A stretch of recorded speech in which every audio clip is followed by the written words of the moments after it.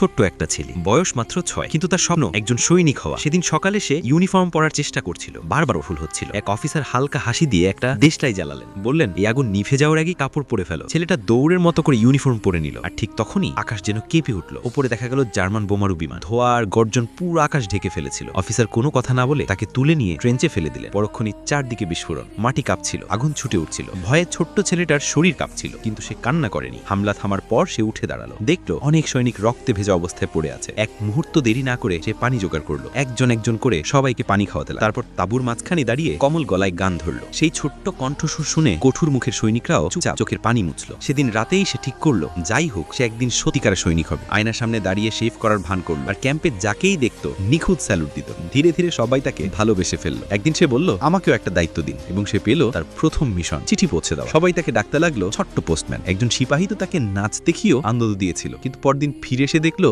লোকটা আর নেই। কিছু না বলে ছেলেটা টুপি খুলে নীরবে স্যালুট করলো। কয়েকদিন পরে দূরবীন দিয়ে দেখলো একটা খড়ের স্তূপের নিচে কারো পা লুকানো। সে ছুটে গিয়ে খবর দিল। সেনারা গিয়ে দেখলো দুইজন শত্রু লুকিয়ে আছে। তাদের ব্যাগ থেকে পাওয়া গেল একটা রেডিও, যা দিয়ে শত্রু বিমানগুলোকে সঠিক অবস্থান জানানো হতো। তার কথা না বললে সেই দুইজনকে কেউ ধরতেই পারতো না। তারপরে শুরু হলো সবচেয়ে ভয়ঙ্কর আক্রমণ। গোলার শব্দ, ধোয়া, চিৎকার সব একসাথে। কিন্তু সে থামেনি। সেই গুলি ভর্তি বাক্স হাতে নিয়ে হামাগুড়ি দিয়ে আগুনের মাঝখানে এগিয়ে গেল। যোগাযোগের তার ছিঁড়ে গেলে সে নিজের জীবন বাজি রেখে সংযোগটা ঠিক করলো, আর সেই সিগন্যাল ফিরতেই সেনাবাহিনী পাল্টা আক্রমণে জয় পেল। শেষে সবাই তার সামনে দাঁড়িয়ে একটি অনার মেডেল তুলে দিল। মাত্র 6 বছর বয়সে সে হয়ে উঠেছিল এক সত্যিকারের ছোট হিরো। এই সহজ প্রশ্নটা 90% মানুষ ভুল করে। বলুন তো দেখি, 100 যোগ 75 কত হয়?